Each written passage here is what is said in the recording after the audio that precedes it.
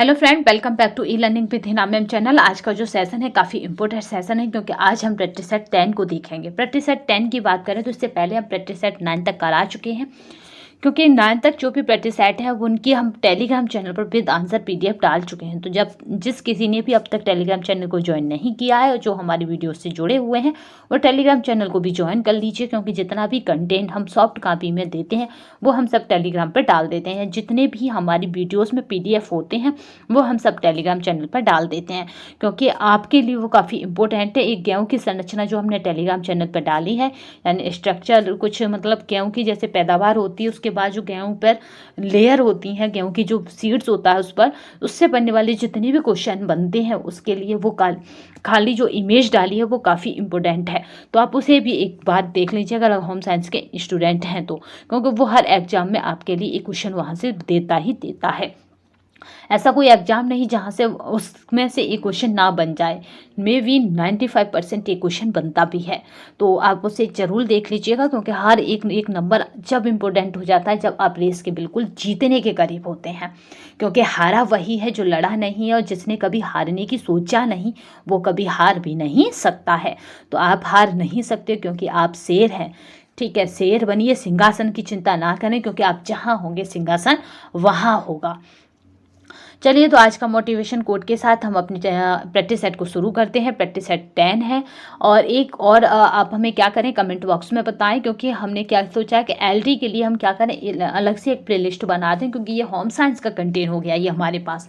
LT में क्या होगा कि आपका क्या रहेगा, उसमें आपका सब्जेक्ट प्लस आपका क्या रहेगा जीएस। तो जीएस के पार्ट और सब्जेक्ट के लिए एक प्ले लिस्ट अलग बना दें जिसमें आपका जीएस का कंटेंट भी आपको मिलेगा प्लस आपके सब्जेक्ट के लिए ये प्ले लिस्ट होगी। बट उसमें क्या होगा कि करंट में जो भी आपका प्रैक्टिस सेट कराए जाएंगे वो भी डाल सकते हैं उस प्लेलिस्ट में, क्योंकि उससे होगा क्या क्या जो एलटी ही जानते हैं उनके लिए वो हो जाएगा कि हाँ एलटी का ये कंटेंट है। ठीक है, क्योंकि हर एग्जाम को क्रैक करने के लिए सबसे पहला जो इम्पोर्टेंट पार्ट होता है वो होता है उसके सब्जेक्ट का पता होना। अगर आपको एग्जाम के टाइम तक उसके सब्जेक्ट का ही मतलब पता नहीं, यानी सब्जेक्ट यानी सिलेबस का नहीं पता, तो आप रेस से पहले ही बाहर हो गए। ठीक है, दौड़ने से पहले ही बाहर हो गए, क्योंकि दौड़ के लिए हमें क्या आवश्यक होता है कि हम कितनी मिनट में कितना दौड़ सकते हैं। ऐसे ही सिलेबस किसी टेस्ट को निकालने के लिए आवश्यक होता है कि उसकी सिलेबस को देखकर हमें कितना आता है। ठीक है, क्योंकि उसका सिलेबस काफ़ी इम्पोर्टेंट हो जाता है उसको क्रैक करने के लिए। तो चलिए आज के लिए इतना ही, आगे और नेक्स्ट वीडियो में फिर बातें होती रहेंगी। तो आज का सेशन हम शुरू करते हैं उसी ऊर्जा से, उसी मतलब उसी मोटिवेशन कोड के साथ, क्योंकि हारा वही है जो लड़ा नहीं। आपने तो कभी हारने की सोचा ही नहीं है, क्योंकि जिसने कभी सोचा नहीं उसे दुनिया की कोई भी ताकत हरा नहीं सकती है। तो चलिए पहला क्वेश्चन जो आपके सामने है, वैसा तंत्र जो भोजन अवशोषण कर उसे रक्त कोश के लिए उपयोगी बनाता है उसे कैसे है। तो ऐसा कौन सा तंत्र है जो क्या करता है, अवशोषित करता है, रक्त कोश के लिए उसे उपयोगी भी बनाता है। तो मानव शरीर की बात की जाए तो वो तंत्र होता है हमारा पाचन तंत्र, जो है इससे बड़ा कोई तंत्र नहीं है बॉडी में। ठीक है, क्योंकि ये आहार नाल से मल द्वार तक क्या करती हैं, इसकी जो मतलब कहें कि इसकी जो आपकी आहार नाल से मल द्वार तक मिलता है। किसी व्यक्ति के कपड़ों में आग लग जाने पर सर्वप्रथम क्या करेंगे। तो आप जब किसी व्यक्ति के कपड़ों में तो व्यक्ति को कंबल से पूरी तरह ढक देंगे। एक घटना है जो अभी याद आ रही है कि किसी होटल में आग लगी थी, बट होटल कौन से शहर में था, बम्बई में था, क्या था, बट इंडिया में था। तो वहाँ पे स्टूडेंटों को ये नॉलेज नहीं थी उस रेस्टोरेंट में, क्योंकि नीचे कैंटीन या ऊपर कोचिंग ऐसे कुछ था। तो को ये भी एक क्या होता है हमारी ज्ञान का, यानी हमारे अध्ययन का भी पार्ट है कि अगर कोई दुर्घटना या आकस्मिक घटना होती है तो हमें किस तरह अपना बचाव करना है। तो वहाँ पे क्या था कि स्टूडेंटों को पता ही नहीं था, वो खिड़कियों से कूद कूद कर भाग गए थे। तो इससे क्या हुआ था कि उनके चोट लग गई थी और टूट फूट भी हो गई थी बॉडी की। बट उस टाइम क्या हो सकता था, वो वहाँ के कालीन और जो पर्दे वगैरह होते हैं उनसे भी वो अपने आप को कवर कर सकते थे, या फिर नीचे ज़मीन पर लेट कर भी वो ऑक्सीजन से बच सकते थे। व्यक्ति को कंबल से पूरी तरह ढक देना, जिससे क्या होगा उसके अंदर ऑक्सीजन नहीं जाएगी, ऑक्सीजन नहीं जाएगी तो आग नहीं पकड़ेगा, जो शरीर होगा या शरीर को आग नहीं पकड़ेगी। इस तरह आप इसे समझ सकते हैं। तो जब भी आग वाला वो होता है तो वहाँ पे ऑक्सीजन ना आने पाए, हमें ये व्यवस्था पहले करनी होती है। क्योंकि ऑक्सीजन पाते ही आग अपना भीषण रूप धारण कर लेती है ऑक्सीजन ना मिलने पर। क्योंकि आपने देखा होगा जब आप ये कैंडल को लें और कैंडल के ऊपर क्या करें, कुछ गिलास ही रख दीजिए घर का, तो आप क्या होगा, वो कैंडल बुझ जाती है क्योंकि उसके अंदर ऑक्सीजन प्रवेश नहीं करती है। तो चलिए नेक्स्ट क्वेश्चन देखते हैं। जब अध्ययनस्थ विषय से संबंधित जानकारी उसके उपस्थित और अनुपस्थित होने के बारे में अंकित की जाती है तो शोध विधि को कहते हैं। यानी उपस्थित है अनुपस्थित है ऐसा अंकित करता है तो वो हमारा शोध होता है जांच सूची, क्योंकि जांच सूची में ही ये होता है कि वो उपस्थित है या अनुपस्थित है। प्रश्नावली की बात की जाए तो इसमें क्या होता है कि ये हमारी इच्छा पर डेवलप की जाती है, यानी हम अब इसे बनाते हैं अपने अकॉर्डिंग, इसमें प्रश्न रखते हैं।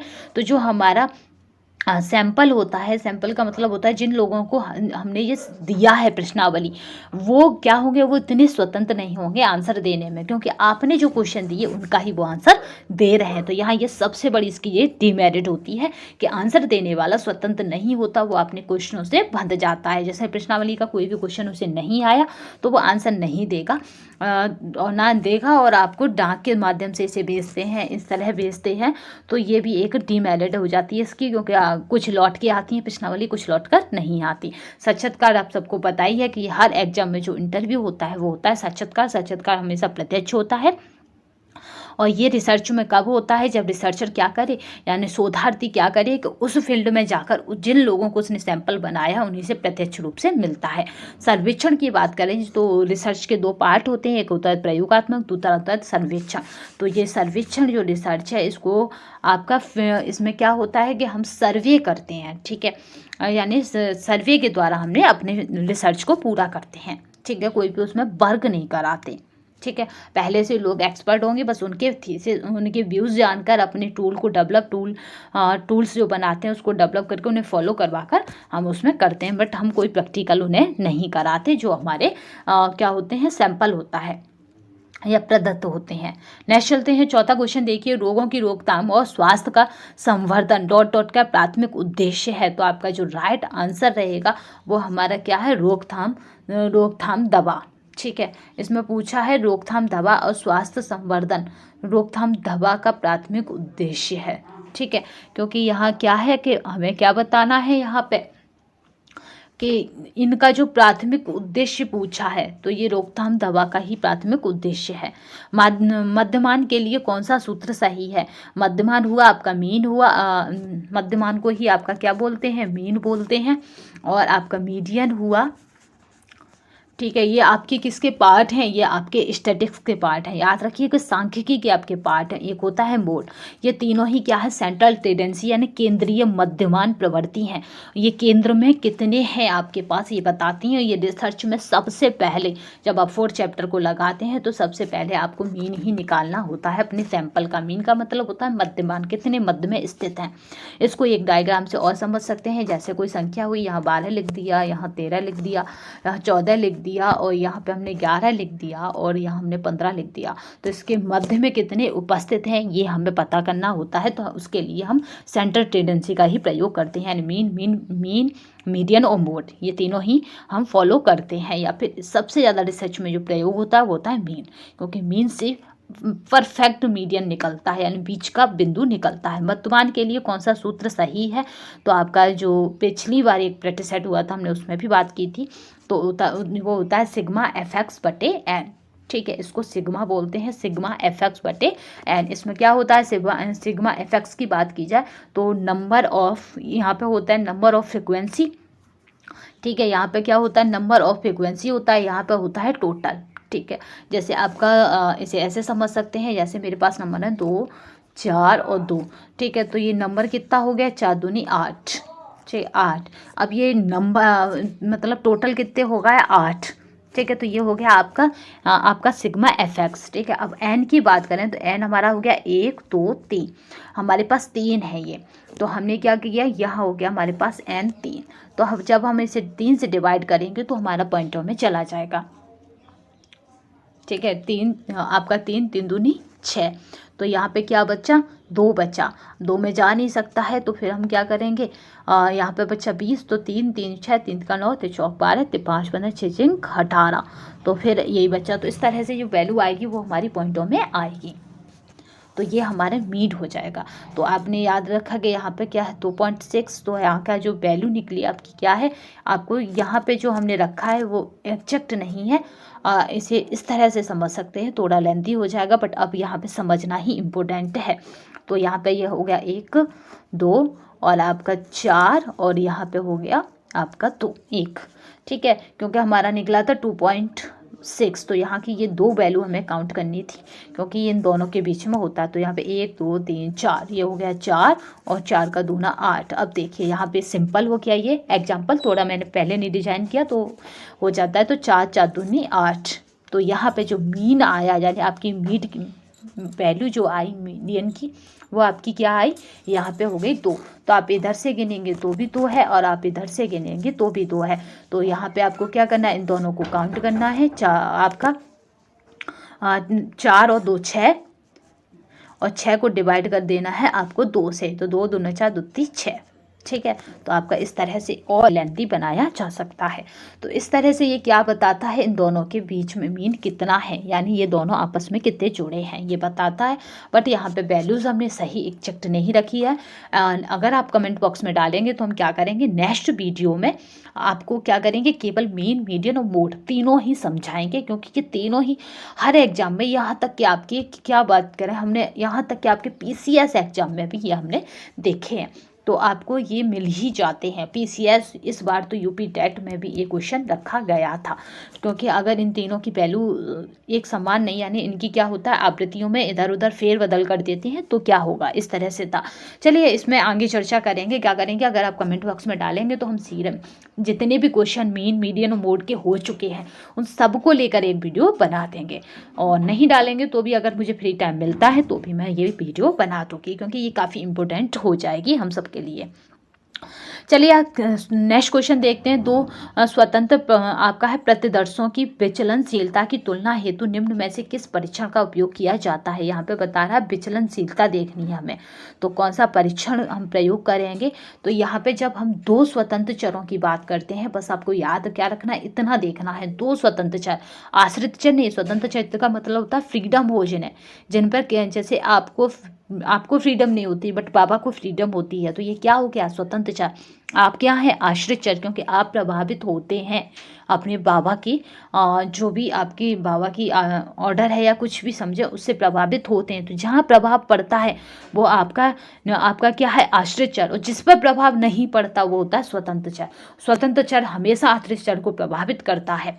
तो आपसे बड़े जितने भी हैं वो सब आपके लिए स्वतंत्र चर का कार्य करते हैं, आप उनके लिए आश्रित चर हैं, क्योंकि आपकी हर एक्टिविटी उनको प्रभावित करती है।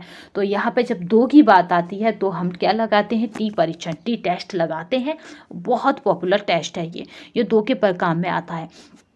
और आपका F परीक्षण की बात करें तो ये हमारा ये भी स्टैटिक्स का पार्ट है। काई परीक्षण ये भी काम आता है, बट ये कब काम आता है, जब हमारा रिसर्च क्या होता है, किसी मतलब बहुत सारे वेरिएबलों से आपस में घिरा होता है। अभी कन्फ्यूजन है इसमें तो, बट हम इसे भी कन्फ्यूजन को नेक्स्ट टाइम दूर कर देंगे। तो यहाँ पे हमारा जो टी परीक्षण है, आप बस ये देखना क्वेश्चन में हमेशा कि जब 2 स्वतंत्र चर की बात हो रही हो तो 2 टी परीक्षण लगेगा। जब 2 से अधिक यानी 2 से 3 हो जाए, इसकी संख्या बढ़ती जाए, प्लस में चलती जाए, तो वहाँ पर क्या हो, एनोवा लगेगा, और एनकोवा लगेगा जब 5 से अधिक हो जाए। ठीक है, तो याद रखिएगा।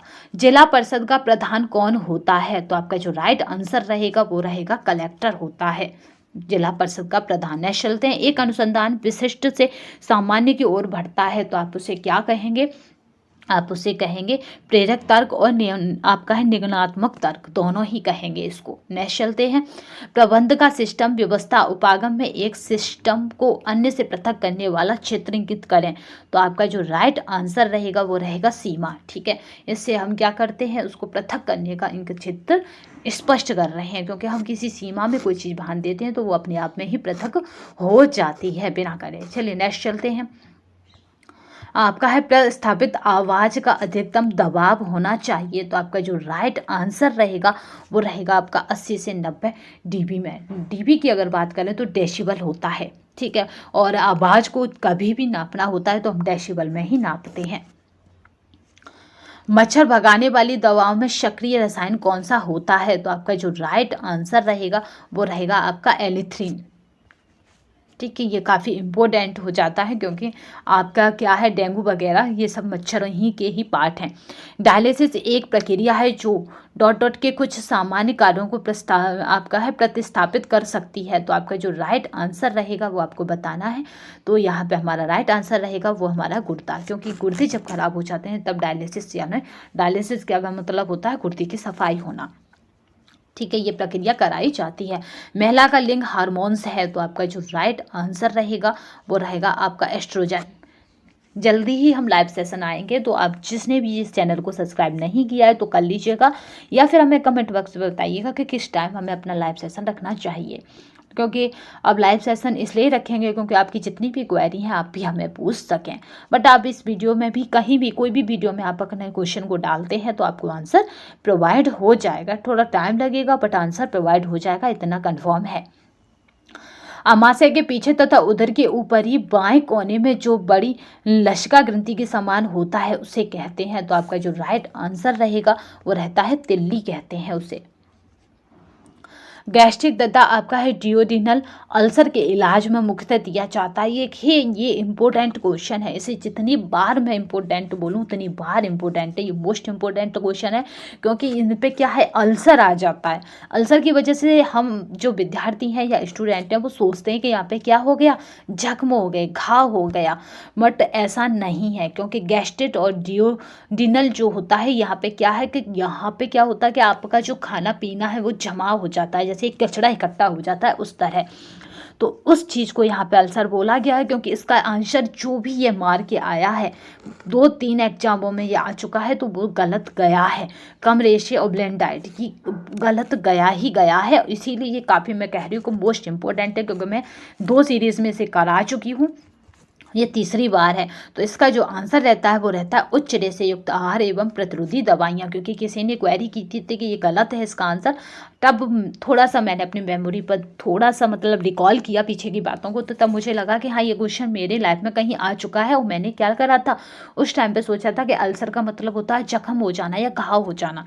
ठीक है, मैंने क्या कहा है कि आपको वही क्वेश्चन प्रोवाइड कराए जा रहे हैं जो क्वेश्चन आए हुए हैं एग्जाम में, या जिनकी सिलेबस के अकॉर्डिंग नीड है आने की, यानी बहुत ज़्यादा संभावना बन जाती है आने की। तो आप बस हर क्वेश्चन को सुनते जाइए, क्योंकि आपका सुनने के साथ आपको क्या करना है, विजुअल करना है, यानी देखते जाना। मैं नहीं कहती कि आप क्वेश्चनों को लिखो बैठ के, नहीं, आपको जब भी फ्री टाइम हो आप बस सुनते जाओ, देखते जाओ, सुनते जाओ, देखते जाओ। उससे क्या होगा कि जिस तरह टीवी की जो आप मूवीज़ देखते हो 3 घंटे की, जिस तरह वो आपके दिमाग में छप जाती है और सालों साल छप जाती है, उसे कभी आप हटा नहीं पाते हो, इस तरह आपकी स्मृति में बैठ जाती है। तो उसी तरह ये क्या होगा, ये आंसर भी आपकी स्मृति में बैठ जाएंगे जब आप बार बार इन्हें देखोगे। तो आपके देखने से ही ये आंसर आपकी स्मृति में बैठ जाएंगे, आपको कुछ और खास नहीं करना है। तो चलिए इसका जो आंसर है वो यही रहेगा, ध्यान रखिएगा, क्योंकि जिस तरह कचरा जमा हो जाता है नालियों में उस तरह से ये जमा होता है, तो इसलिए हमें बाहर निकालना होता है। आपका है ब्रेड क्रिटिकल का प्रयोग किया जाता है, तो आपका जो राइट आंसर रहेगा वो रहेगा हड्डी की टूट या जले हुए रोगी के बिस्तर के लिए। ठीक है, याद रखिएगा, ये भी काफ़ी इंपॉर्टेंट है, क्योंकि इसका जो शब्द है ना ये बच्चों को समझ में नहीं आता है कि ये पूछ क्या रहा है। तो आपका जो राइट आंसर है वो इससे है कि हड्डी वालों के लिए और जले वालों के लिए। ये भी इम्पोर्टेंट है क्योंकि ये क्या है एग्जाम में आ चुका है। मानव शरीर में सबसे लंबी अस्थि है, ये काफ़ी पॉपुलर है, तो वो है जंगा अस्थि, जो हमारे क्या है कमर से पूरी जांग यानी पैरों तक जाती है, इस तरह जंगा अस्थि, क्योंकि इसकी लंबाई भी काफ़ी होती है। जितना आपका धड़ ऊपर होता है, जितनी लंबाई नीचे जाती है उतनी सब जंगा में ही जाती है। आप हमें कमेंट बॉक्स में बताएंगे कि मानव शरीर की सबसे छोटी अस्थि कौन सी है। ठीक है, चलिए उधर आंत भित्ति डॉट डॉट से बना होता है, तो आपका जो राइट आंसर है वो हमारा मृदु मांसपेशी से बना होता है। नेक्स्ट चलते हैं, आपका डॉट डॉट अंतर कोशिकीय पाचन प्रणाली उपलब्ध कराता है, तो आपका जो राइट आंसर है वो हमारा लाइसोसोम है। नवोदय विद्यालय निम्न में से किसके लिए खोले गए हैं, तो आपका जो राइट आंसर रहता है वो हमारा ग्रामीण प्रबुद्ध छात्रों के लिए। आपको बता दें जो नवोदय विद्यालय है इसका जो कॉन्सेप्ट था वो कब आया, तो वो आया था 1986 में। हो सकता है कभी पूछ लिया जाए, क्योंकि 1986 की पॉलिसी में कहा गया था कि जो मेधावी विद्यार्थी हैं, जो ग्रामीण विद्यार्थी हैं, इसमें एक बस आपको वो याद रखना है कॉन्सेप्ट, वो है प्रबुद्ध यानी मेधावी।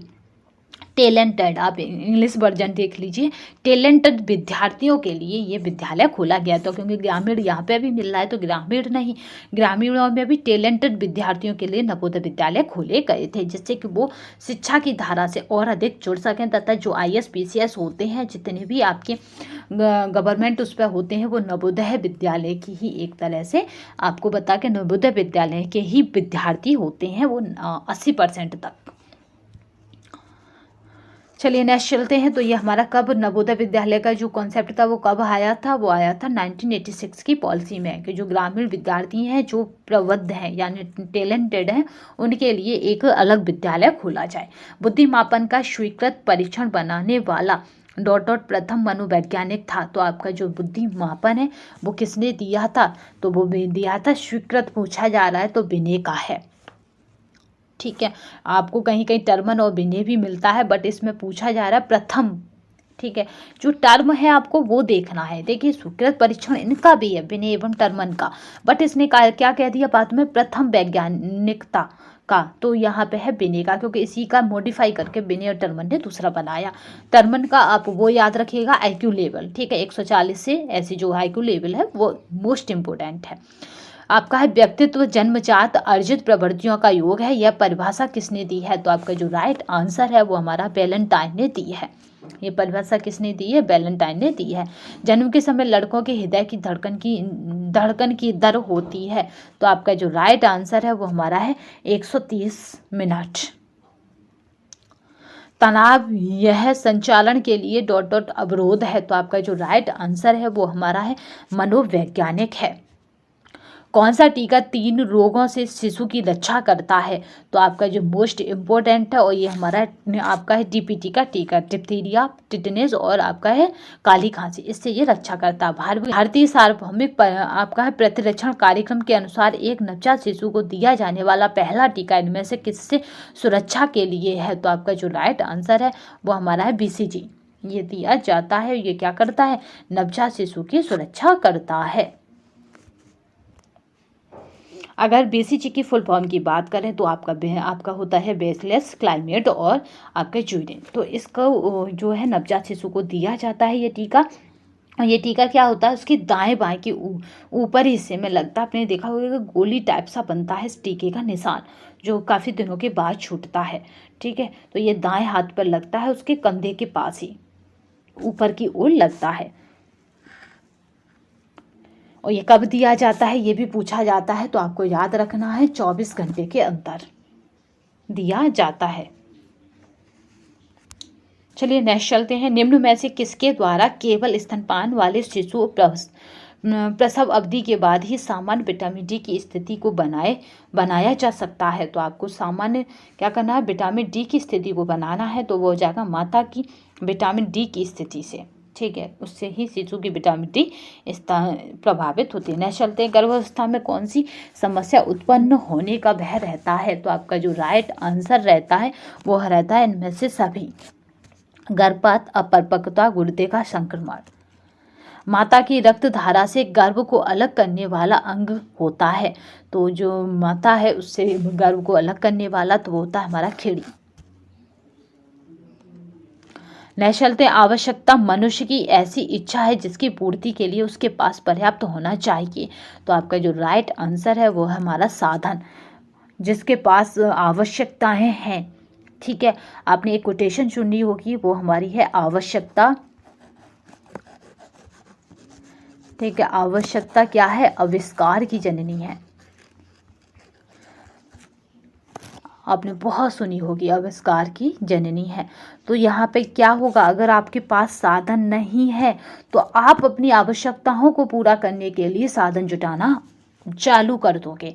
तभी तो आपने देखा होगा जो मोटिवेशन है साइकोलॉजी में कि व्यक्ति कहाँ से प्रेरित होता है, तो सबसे पहले वो अपनी नीड से प्रेरित होता है। उसमें भी पहला जो डायमेंशन है वो हमारा नीड, क्योंकि अगर आवश्यकता है तो आप साधन जुटाएंगे और जुटाना ही पड़ेगा, क्योंकि आपकी आवश्यकता आपको चैन से बैठने नहीं देगी।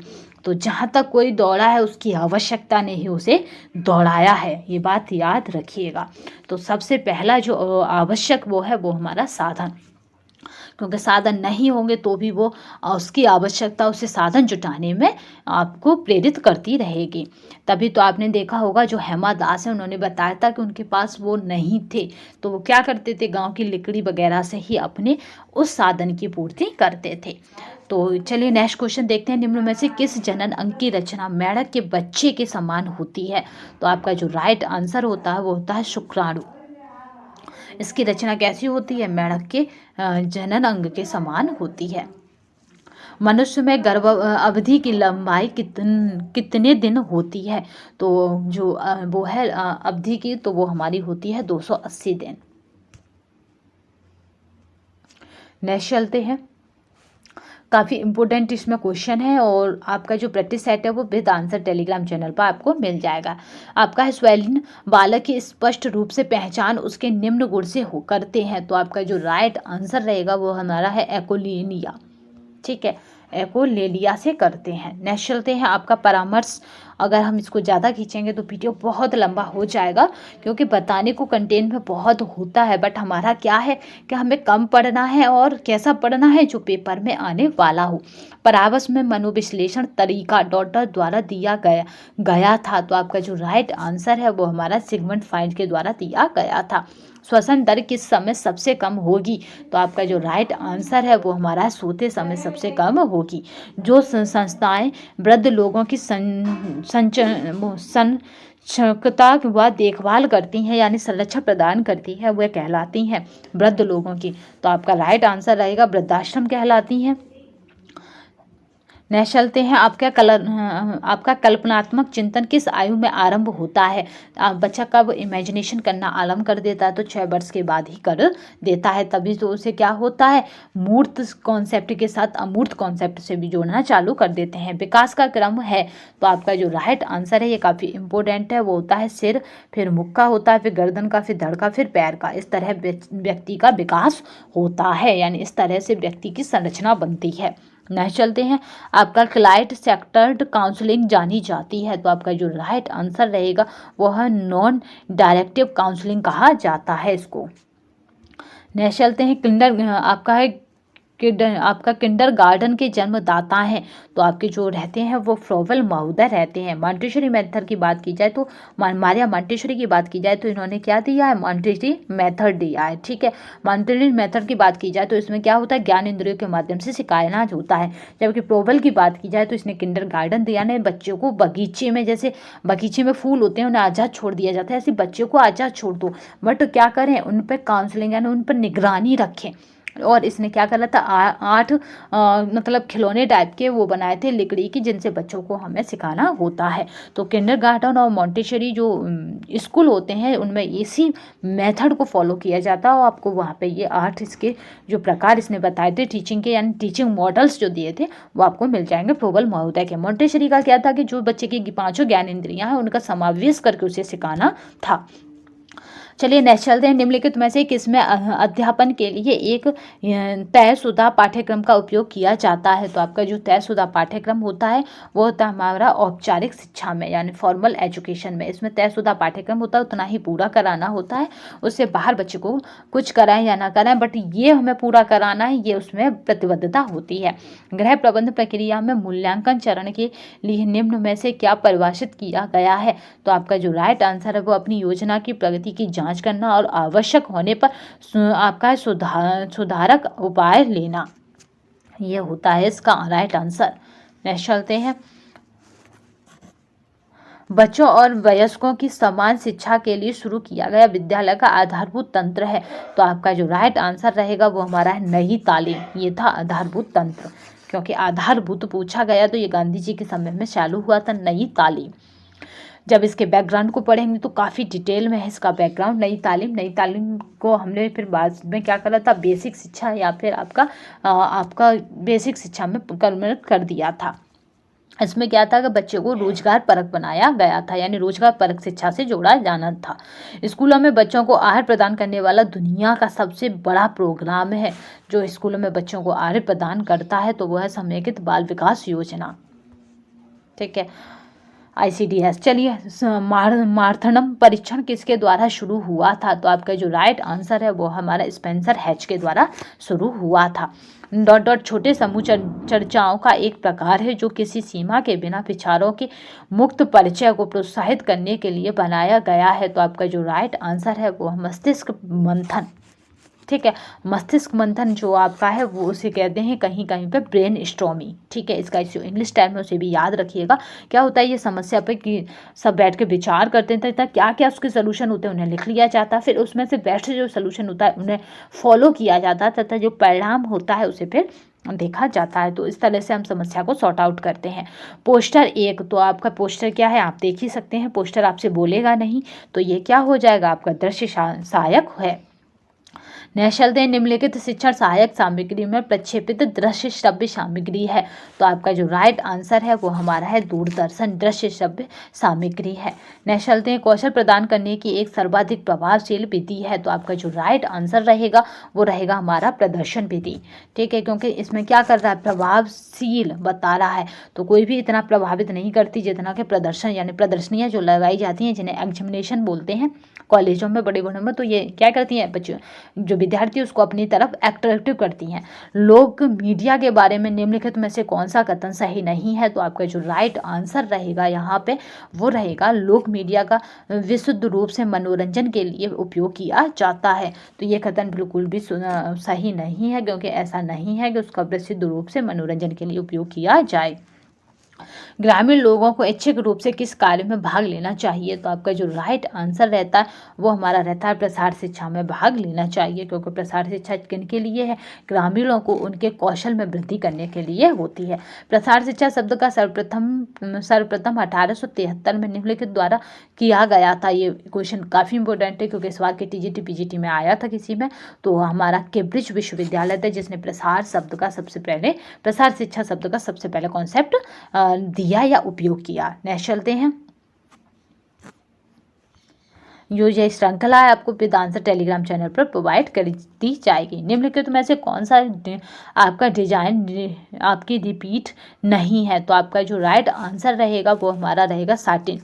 ये क्या है, आपकी रिपीट नहीं है। रंगों का किस प्रकार वर्गीकृत किया जाता है कि सही अनुक्रम बताइए? तो आपका जो राइट आंसर है वो हमारा प्राथमिक, द्वितीय, मध्यवर्ती और तृतीय और चतुर्थक। ये हमारा इसका सही है, क्योंकि पहले हम प्राथमिक रंग देखते हैं, फिर द्वितीय देखते हैं, फिर मध्यवर्ती रंग भी होते हैं। द्वितीय को ही हम गौड़ यानी प्राइमरी और सेकेंडरी रंग होते हैं, इनसे ही बनने वाले ये रंग मध्यवर्ती और तृतीयक कहलाते हैं। ठीक है, और चतुर्थक कहलाते हैं। पूरा हम रंग पर भी एक वीडियो डालेंगे, क्योंकि टाइम अब नज़दीकी है, तो अब जल्दी से जल्दी वीडियो डालकर आपको कंटेंट प्रोवाइड कराया जाएगा। किसी भी डिजाइन के सभी भागों में वह संपूर्ण वस्तु के आपसी तालमेल को कहते हैं। तो आपका जो राइट आंसर है वो हमारा रहता है अनुपात कहते हैं।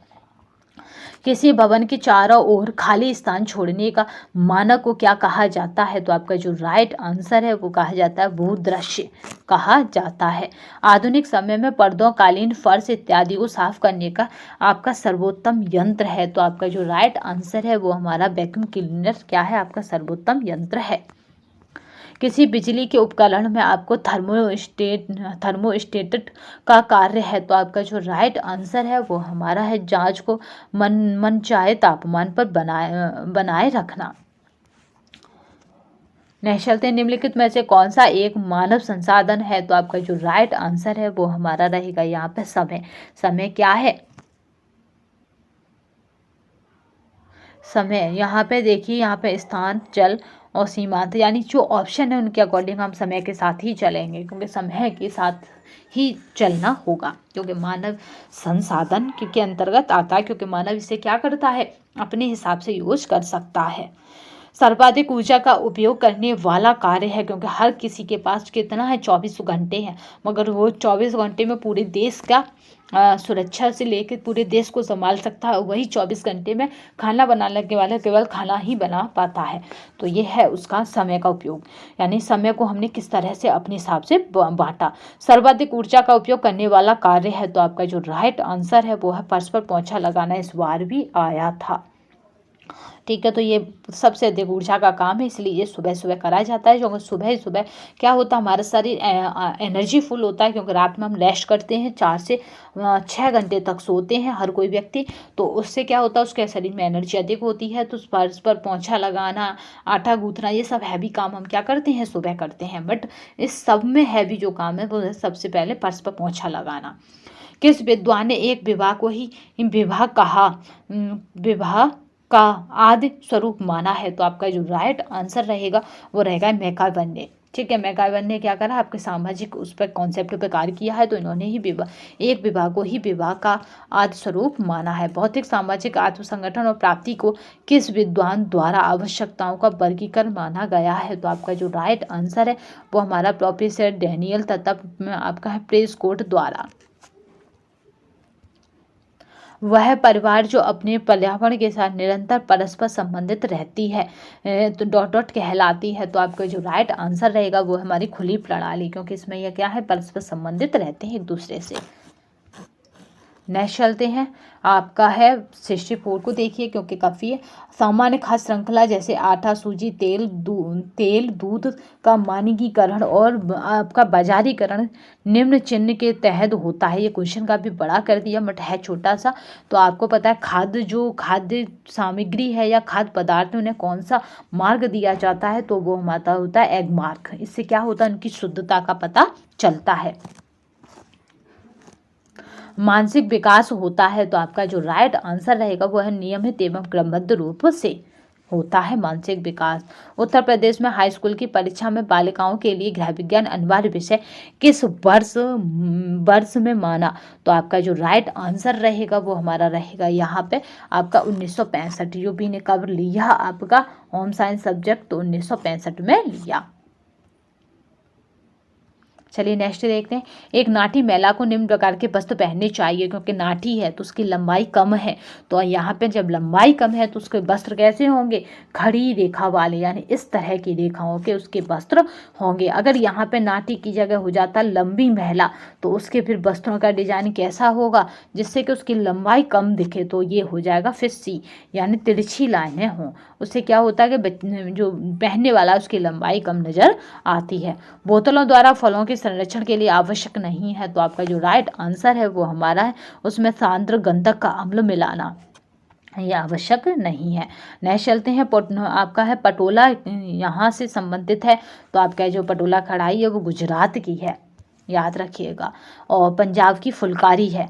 गंदे कपड़ों पर साबुन की टिकिया के स्थान पर साबुन का चूर्ण यानी व्यंजक चूर्ण का प्रयोग। तो आपका जो राइट आंसर रहता है वो होता है श्रेयस्कर होता है, क्योंकि उससे क्या होता है, दाग जल्दी हटता है तथा किसी भी तरह का कोई भी प्रभाव नहीं होता। ग्रीस के दाग को हटाने के लिए किस प्रकार के अभिकर्मक का प्रयोग करना चाहिए? तो आपका जो राइट आंसर रहता है वह रहता है मुल्तानी मिट्टी तथा फ्रेश चौक का प्रयोग करना चाहिए। सिलाई किट यानी बॉक्स में निम्नलिखित में से वस्तु नहीं रखी जा सकती। तो आपका जो राइट आंसर है वो हमारा है सिलाई मशीन, ये नहीं रखी जा सकती। जबकि कैंची, फीता, मिल्टन चौक ये सारी वस्तुएं आती हैं। वह यंत्र जो आपको बता दें एलटी में आपकी सिलाई मशीन है, तो आपको सिलाई मशीन से भी संबंधित क्वेश्चन देखने पड़ेंगे। वह यंत्र जो किसी एक कपड़े से दूसरे कपड़े पर फैब्रिक में पैटर्न शेप ट्रांसफर करने डार्ट ट्रांसफर के उपयोग में लाया जाता है वह है। तो आपका जो राइट आंसर है वो हमारा है आपका ट्रेसिंग व्हील। नेक्स्ट चलते हैं, काफ़ी इंपॉर्टेंट क्वेश्चन है तो आप बस बने रहिएगा। और ये जो आपका इम्पोर्टेंट क्वेश्चनों की श्रृंखला है वो जल्दी ही आपको प्रोवाइड करा दी जाएगी विद आंसर टेलीग्राम चैनल पर। नेक्स्ट क्वेश्चन देखिए, यहाँ पे अभी हम यहीं थे, तो जो आपको टेलीग्राम चैनल पर मिल जाएगी। और टेलीग्राम चैनल की बात की जाए तो वो जो लिंक है वो डिस्क्रिप्शन बॉक्स में मिल जाएगी। वह तंत्र जो एक ही कपड़े से दूसरे कपड़े पर फैब्रिक किए था। तो आपका जो राइट आंसर रहेगा यहाँ पे वो रहेगा आपका ट्रेसिंग व्हील, आपका है ट्रेसिंग व्हील। नेक्स्ट चलते हैं, सेशन काफ़ी लंबा हो जाएगा तो इसलिए अब हम स्पीड से करेंगे। आप थोड़ा सा धैर्य के साथ इसे सुनेंगे। छोटे मुड़े और हुए अथवा विचित्र आकार के वस्त्रों की सिलाई के निमित्त आमतौर पर निम्नलिखित में से किस प्रकार के मशीन पटल का प्रयोग किया जाता है? तो आपका जो राइट आंसर रहेगा वो रहेगा आपका बेलनकार। लंबी गर्दन वाली स्त्री के ब्लाउज का गला होना चाहिए, तो आपका जो राइट आंसर है वो हमारा है आपका है चौकोर गले का, क्योंकि अगर उसकी लंबी गर्दन है तो चौकोर गले का रखेगी तो उसकी गर्दन की लंबाई कम नजर आएगी। पोशाक पर लगाए जाने वाली जेम है, तो आपका जो राइट आंसर है वो हमारा कंगारू पॉकेट। ठीक है, जिस तरह कंगारू क्या करता है, अपने बच्चे के लिए उसके पेट में एक थैली होती है जिसमें वो अपने बच्चे को रख सकता है, ऐसे ही पोशाक पर भी आपकी थैली लगाई जाती है जिसे कंगारू पॉकेट कहा जाता है। और यह बंगाल का बुना हुआ कपड़ा है, तो आपका जो राइट आंसर है वो हमारा है पैठानी। ये बंगाल का बुना कपड़ा है। सूती कपड़े पर गहरा काला रंग प्राप्त करने के लिए प्रयोग में लाएंगे, तो आपका जो राइट आंसर रहेगा वो हमारा रहेगा सल्फर रंजक को प्रयोग में लाएंगे। वस्त्र के छापने की क्रिया दोनों ओर एक साथ की जाती है, तो यानी हम क्या कर रहे हैं, वस्त्रों को दोनों ओर एक साथ छाप रहे हैं, तो वो क्रिया होती है हमारी रोलर प्रिंट, क्योंकि इसमें जैसा आगे छप रहा है वैसा ही वो पीछे नजर आता है। जब हम पूरी छपाइयों की बात करेंगे तब इसको बहुत अच्छे से समझेंगे। किसी पत्र के दोनों तरफ साथ साथ मुद्रण के लिए आप अपने मित्र को निम्नलिखित में से किस मुद्रण विधि का सुझाव देंगे? तो आपका जो राइट आंसर है वो हमारा है डुप्लेक्स। इस विशेष कैलेंडरिंग विधि द्वारा वस्तु में उभरी हुई सतह नहीं बनती है, तो आपका जो राइट आंसर था वो था हमारा आपका है फ्रिक्शन कैलेंडरिंग कहलाती है, यानी रगड़ कहलाती है। सिलाई की बजाय कपड़े की विभिन्न परतों को आपका है पकड़ने के लिए प्रयुक्त टांके कहलाते हैं, तो आपका जो राइट आंसर है वो हमारा तिरछा कच्छा बखिया कहलाता है। आर्न यानी धागे जो छोटे तंतुओं रेशों से बनते हैं उन्हें कहा जाता है, तो आपका जो राइट आंसर है वो है स्टेपल, यानी स्टेपल यार्न कहा जाता है। ठीक है, इसने पूछा है छोटे तंतुओं से बनते हैं, तो आपका कैसा है कपास क्या है, स्टेपल है। अब याद रखिएगा कि जो प्राकृतिक तंतु है वो सभी स्टेपल है, बट एक तंतु को छोड़कर, वो है रेशम को छोड़कर। ठीक है, रेशम का रेशा क्या कहा जाता है, आपका फिलामेंट में आता है। नेक्स्ट चलते हैं, दबाने मोड़े एवं सिकुड़ने के पश्चात पुनः अपने आकार को प्राप्त करने की रेशे की योग्यता है, तो यानी जब हमने उसे दबाया मोड़ा तो वो पुनः आकार में आ गया, तो प्रवस्थता यानी जिस स्थिति में छोड़ा था वह उसी स्थिति को प्राप्त कर लेता है। नेक्स्ट चलते हैं, रेटिंग की प्रक्रिया किस रेशे के निर्माण में उपयोग की जाती है? तो आपका जो राइट आंसर रहेगा वो रहेगा रेयॉन के निर्माण में प्रयोग की जाती है। आप हमें कमेंट बॉक्स में बताएंगे या फिर हम अपनी वीडियो आपको इसी डिस्क्रिप्शन बॉक्स में डाल देंगे जिसमें हमने बताया था कि पहला मानव निर्मित रेशा कौन सा है। आपका है सशमीरा का सही पूर्ण रूप बताइए, तो आपको बताना है इसका पूर्ण रूप क्या है। तो आपका है synthetic and art silk milk and research association. ठीक है, ये किससे जुड़ी है? आपके कपड़ों यानी रेशों से जुड़ी है। ठीक है, ये काफ़ी इंपॉर्टेंट हो जाता है क्योंकि ये किससे जुड़ी है? आपके रेशों से जुड़ी है। चलिए नेक्स्ट चलते हैं। आपका नेक्स्ट क्वेश्चन देखिए, ऊनी कपड़े। नेक्स्ट क्वेश्चन देखिए, जो ये पीडीएफ है आपको हमारे टेलीग्राम चैनल पर मिल जाएगी, तो टेंशन मत लीजिएगा। जो आपको शुरू में बताया है कि आपको करना क्या है, वीडियो देखनी है प्लस देखने के साथ उसे सुनना भी है। तो देखेंगे और सुनेंगे तो आप जिस तरह एक मूवी की पूरी स्क्रिप्ट याद कर लेते हो, किस तरह आपको 3 घंटे की मूवी याद रहती है, वो भी 300 जन्मों तक याद रहेगी, उसी तरह आपको भी ये एक मूवी की तरह देखेंगे तो आप इसे भूलेंगे नहीं, याद आपको 101% रहेगी। ऊनी कपड़े यानी फिनिशिंग का अच्छा पदार्थ है, क्योंकि आप मूवी क्या करते हैं, अपने दिल से देखते हैं, इसलिए वो आपको 300 जन्मों तक याद रह सकती है। तो आप इसी तरह क्या करें कि जब इन्हें अपने क्या करें, आप आंखों के साथ सुनेंगे भी और अपनी स्वेच्छा से देखेंगे, यानी किसी के प्रेशर के बिना आप देखेंगे, अपनी इच्छा से देखेंगे, तो आपको ये याद रहेगी, आप इसे भूल नहीं पाएंगे।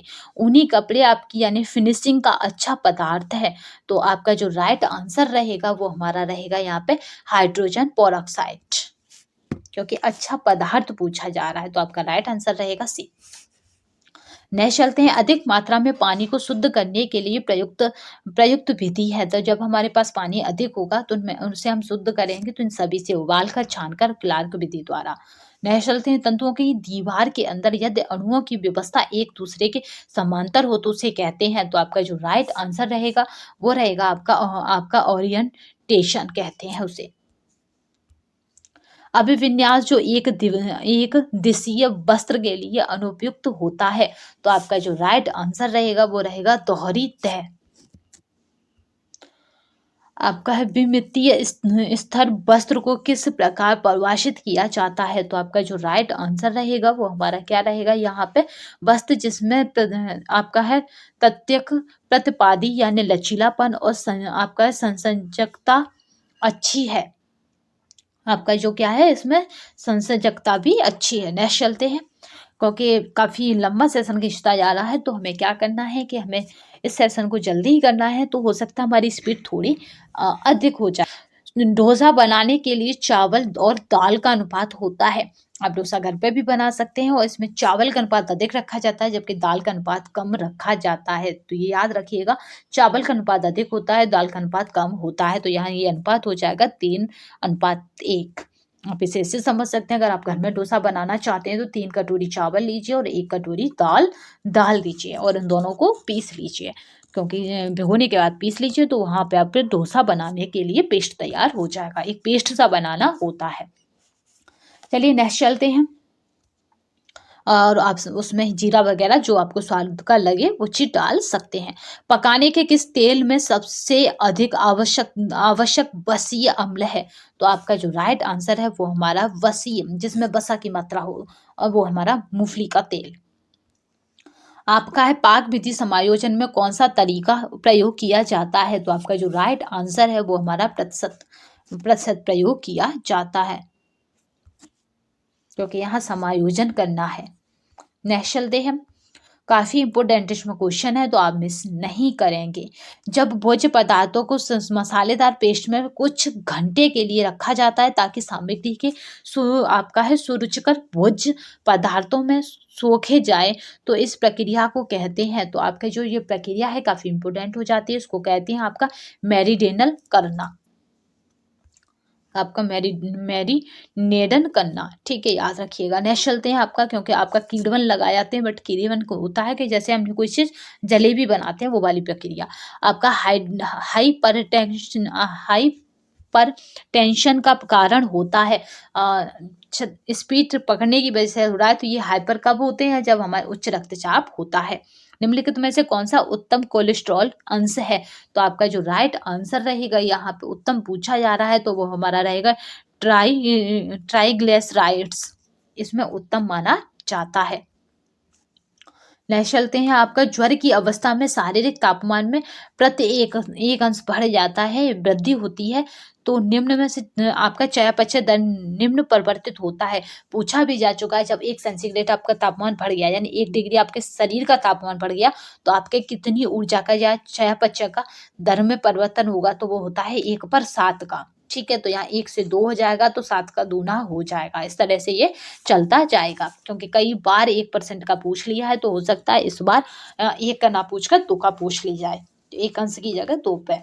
ठीक है, तो चयापचय दर 7 से दूना 14 हो जाएगा। अगर बात की जाए कि सामान्य शरीर का तापमान कितना होता है, ये भी याद रखिएगा क्योंकि बहुत पूछा जाता है कि कितना होता है। तो वो होता है हमारा 98.4, कहीं कहीं 6 मिलता है ये वाली डिजिट, तो वो गलत है। ठीक है, क्योंकि और अगर आपका सेंटीग्रेड में पूछा जाता है तो 37 होता है। नेक्स्ट चलते हैं, मधुमेह के रोगी को उनमें से कौन सा आहार देना चाहिए। तो आपका जो राइट आंसर रहेगा वो है उच्च कैलोरी तथा निम्न प्रोटीन आहार देना चाहिए, क्योंकि उच्च कैलोरी देते हैं उसे ऊर्जा बनी रहे और निम्न प्रोटीन देते हैं। नेक्स्ट चलते हैं, अधिक प्रोटीन युक्त भोजन इस बीमारी में दिया जाता है। तो आपका जो राइट आंसर है वो यक्षमा या यक्षमा जो होती है, जैसे दफा बीमारी कहते हैं, उसमें दिया जाता है अधिक प्रोटीन। आपका कॉर्नियोलॉजी किस रोग का निदान एवं उपचार है। तो आपका जो राइट आंसर रहता है आपका है कॉर्नियोलॉजी, तो ये हमारा कैंसर का उपचार तथा निदान है। ठीक है, कैंसर के व्यक्ति को दिया जाता है। नेक्स्ट चलते हैं परोसने की विधि, जहाँ खाना खाद्य पदार्थ को आपका है सजा कर रखा दिया जाता है और हम मेहमानों को अपने आप उठाना होता है को कहा जाता है। तो आपका जो राइट आंसर रहेगा वो होता है बफे।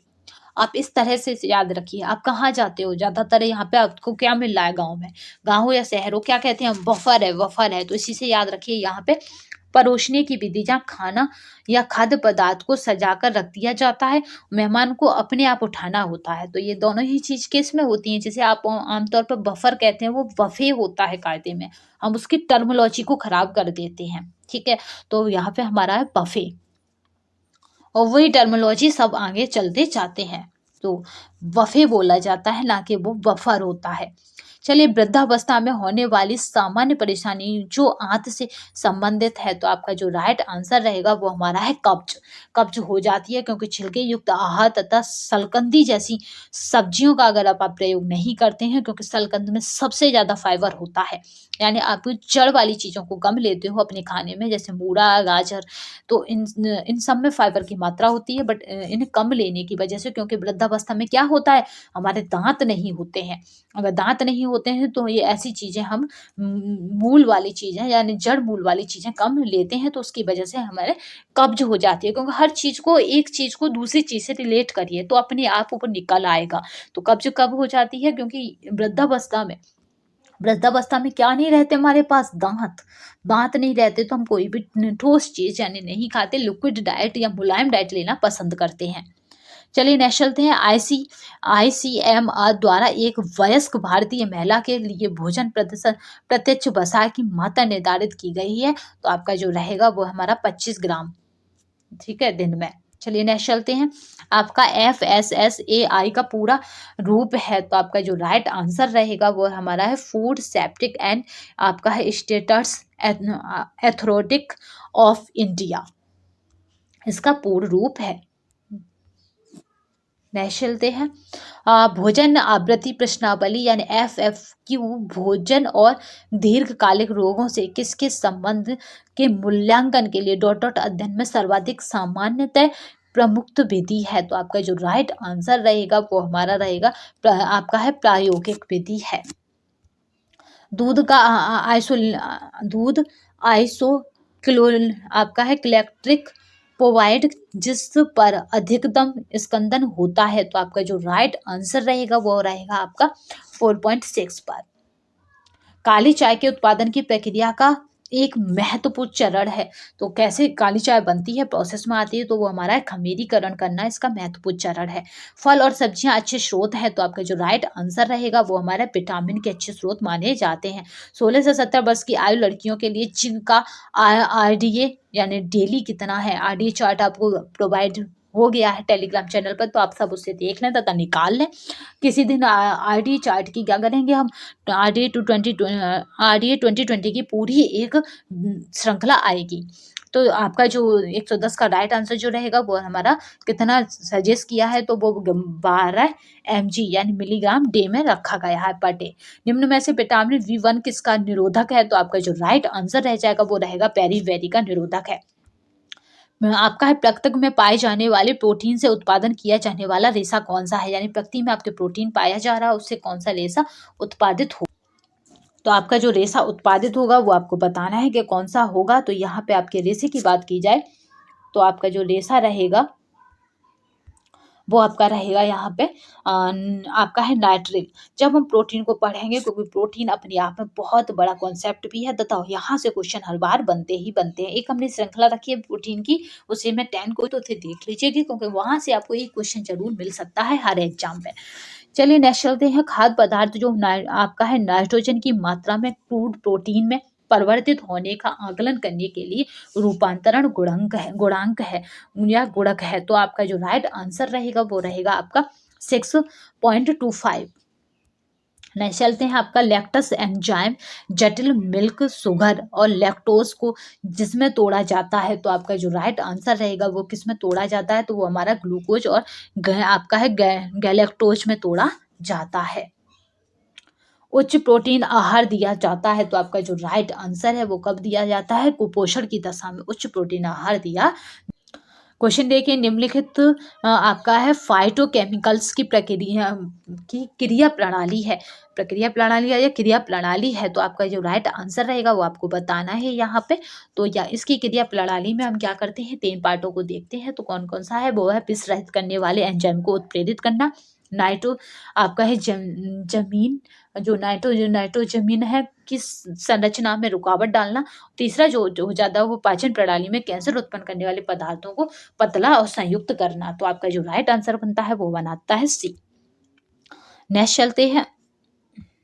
ये जो पीडीएफ है आपको फिर आंसर टेलीग्राम चैनल पर मिल जाएगी, तो परेशान होने की आवश्यकता नहीं है। शरीर में ऊर्जा का प्रमुख स्रोत क्या है, तो जिसमें शरीर में ऊर्जा आ सके उसका प्रमुख स्रोत क्या है, तो वो हमारा है कार्बोहाइड्रेट। क्योंकि हम अपने भोजन का 70 से 80% किससे लेते हैं ऊर्जा, तो याद रखिएगा कार्बोहाइड्रेट के थ्रू लेते हैं। वसा और प्रोटीन तो हम बाद में लेते हैं क्योंकि ये हमारी इनकम पर डिपेंड करता है। बट जो हम पेट भरने वाली सौदा खाते हैं कि पेट भर जाए, ये इस थिंकिंग से कुछ खाते हैं, वो सब कार्बोहाइड्रेट ही हमें देता है। तो व्यक्ति अपनी ऊर्जा का सबसे अधिक पार्ट किससे लेता है, तो याद रखिएगा कार्बोहाइड्रेट से लेता है। क्योंकि इम्पोर्टेंट हो जाता है, इन्होंने फंसाने के लिए यहाँ रख दिया उपयुक्त सभी। बट इसने क्या पूछा है, इसके टर्म को समझिए। शरीर में ऊर्जा का प्रमुख स्रोत क्या है, तो ऊर्जा का प्रमुख स्रोत क्या है, प्रमुख पूछा है, तो वो हमारा कार्बोहाइड्रेट है। क्योंकि कार्बोहाइड्रेट से जितनी हम ऊर्जा लेते हैं उतनी हम इन दोनों से नहीं लेते। क्योंकि वसा से हो सकता है हाइपर वाले को, मोटापे वाले को वसा बंद हो, प्रोटीन की जैसे कोई रोग है या वो है तो उसके प्रोटीन बंद हो। नेक्स्ट चलते हैं। आपका यहाँ पे क्या करना है, आपको कंपैरिजन करके देखना है। तो यहाँ हम कंपैरिजन चार्ट को देख लेते हैं। तो यहाँ पे आपका है बेंजोइक अम्ल की बात करें तो बेंजोइक अम्ल का जो होता है वो होता है आपका है जेम्स व जेली से। ठीक है, बेंजोइक अम्ल को हम मिलाएंगे जेम्स व जेली से, और फिर हम मिलाएंगे आपका सल्फर डाइऑक्साइड को हम मिलाएंगे सुखाई गई सब्जियों से। ठीक है, सल्फर डाइऑक्साइड को मिलाएंगे सुखाई गई सब्जियों से। फिर आपका नियासिन को हम मिलाएंगे, वो मिलाएंगे हम नियासिन को चीज से। और एसिटिक अम्ल को हम मिलाएंगे, वो हमारा एसिटिक अम्ल कौन पैदा करेगा, चटनी। तो इस तरह से हमने क्या करा, एसिटिक अम्ल हमारा चटनी हो गया। सोडियम आपका कहाँ है, यहाँ पे आपका एसिटिक अम्ल हो गया। तो यहाँ पे जो बनेगा आपका वो हमारा बनेगा, यहाँ पे अगर हम बात की जाए तो यहाँ पे हमारा राइट आंसर जो बनेगा वो बनेगा बी, यानी ए का 4। ठीक है, तो इस तरह से हमें मिलाना होता है। यहाँ पे बी का 3 यहाँ पे बी का 3, तो यहाँ पे बी का 3 यानी सूखी गई। तो आपका जो राइट आंसर रहेगा वो हमारा रहेगा बी। नेक्स्ट चलते हैं। ये आपको PDF with answer Telegram channel पर मिल जाएगी। अघुलनशील और संश्लिष्ट आहार का घुलनशील और सरल आहार में रूपांतरण कहलाता है। तो आपका जो राइट आंसर है वो हमारा आपका आधारीय चयापचय कहलाता है। आधारीय चयापचय को एक दिन हम समझेंगे क्योंकि आधारीय चयापचय बहुत पूछा जाता है। निम्नलिखित में से कौन पूर्व भाषा संचार का प्रकार है, तो आपका जो राइट आंसर रहेगा वो रहेगा उपयुक्त तो सभी। रोना, कुकिंग और बेवलिंग ये सभी बच्चे के हैं। ये पूर्व भाषी संचार पूछा जा रहा है तो ये सभी बच्चा करता है, तो यानी उपयुक्त सभी हो जाता है। अध्ययन की परिभाषा वह प्रक्रिया जिसके द्वारा एक गतिविधि की उत्पत्ति होती है या प्रशिक्षण के माध्यम से परिवर्तित होती है। क्योंकि परिवर्तन प्रशिक्षण और आरोग्य नहीं है, तो आपका जो राइट आंसर रहेगा कि परिवर्तन प्रशिक्षण व आरोग्य नहीं है। तो आपका जो राइट आंसर रहेगा वो किसकी है, आपकी हिलगार्ड की है, ER हिलगार्ड की। थोड़ा सा हम इसे समझ लेते हैं, बट जब हम बच्चे को पढ़ेंगे तब हम इसे और समझ लेंगे। रोना या कृदनन ये क्या होता है, बालक की प्रथम बहुउद्देशीय भाषा होती है। ठीक है, अब आ जाइए इसमें क्या है, आपका है बबलिंग करना। ठीक है, बबलिंग करना या बबलाना ये भी बच्चे की क्या है, भाषा है। गैस्ट्रिंग करना भी बच्चे की क्या हो गया, गैस्ट्रस्ट करना भी, ये भी उसके हाव भाव, पाँव को हलचल वगैरह होती है। चलिए नेक्स्ट चलते हैं। निम्नांकित में से किसका प्रयोग करने से ज्ञान की स्मृति सबसे प्रभावशाली होती है, तो आपका जो राइट आंसर है वो व्यवहारिक अनुभव द्वारा। तभी तो कहा जाता है कि बच्चे को क्या है, करके सिखाइए, लर्निंग बाय डूइंग। क्योंकि लर्निंग बाय डूइंग का कॉन्सेप्ट इसीलिए आया क्योंकि करेगा तो उसके क्या होगा, व्यवहार में आएगा, व्यवहार में आएगा तो उसके व्यवहार में परिवर्तन होगा। आवश्यक वसा अम्लों में शामिल है, तो आपका जो राइट आंसर है वो हमारा लिनोलेनिक अम्ल और लिनोलेनिक अम्ल शामिल है आवश्यक वसा अम्लों में। आपका हीमोग्लोबिन बनने के लिए डॉट डॉट की आवश्यकता होती है, तो आपका जो राइट आंसर है वो हमारा लोहा की आवश्यकता होती है हीमोग्लोबिन बनने के लिए। क्योंकि लोहा को बात करें तो आयरन, और आयरन की कमी से आपको क्या हो जाता है, रक्त अल्पता हो जाता है। निम्नलिखित में से कौन सी वस्त्र निर्माण की विधि नहीं है, तो आपका जो राइट आंसर रहेगा वो हमारा है, क्या पूछा जा रहा है, नहीं है।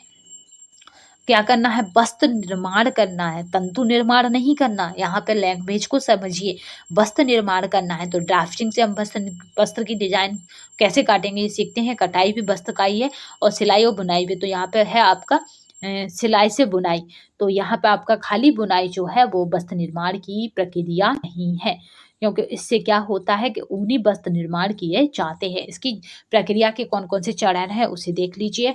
क्योंकि यहाँ पे आ जाता है पहले सिलाई से बुनाई, क्योंकि यहाँ सिलाई से बुनाई दे दिया है, तो यहाँ पे जो बुनाई है उसका भी कॉन्सेप्ट सिलाई से बुनाई ही होता है। ध्यान रखना, जो भी बुना जाता है कुर्सिया से या सिलाई से, तो वो सिलाई या कुर्सिया से ही बुना जाता है, खाली बुनाई से कुछ बुनाई नहीं होती।